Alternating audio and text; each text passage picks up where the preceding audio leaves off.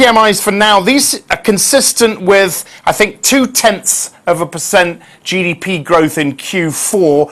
It's not great, but it's quite a robust turnaround, isn't it? Yeah, it's not bad. Happy New Year to you.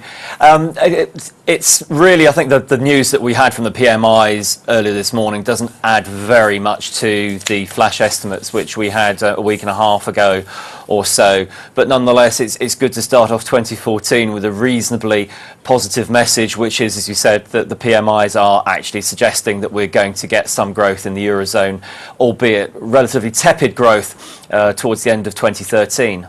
What are you saying for 2014? What are you saying for the first couple of quarters? Well, pretty subdued stuff. We reckon that it will take time for growth to get momentum behind it through the course of this year. We are of the view that we should see growth somewhere a little bit above 1% for 2014 as a whole, but with the first half of the year being relatively subdued, perhaps a little bit better than the second half of 2013.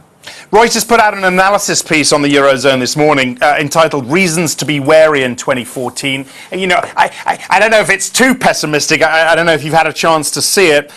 We'll run through some of these in a second, but what's your biggest fear for the Eurozone? Well, it's difficult to isolate any specific fear, and it's certainly true that there are always going to be fears and risks over the euro area at this stage of the economic cycle, but they are an awful lot less than they were at the beginning of last year, let alone 2011 and 2012.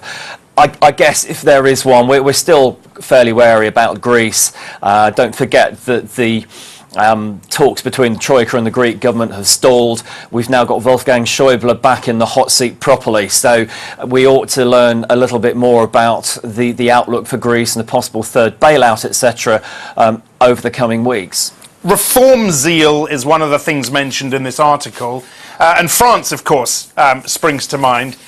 Is France going to get its act together?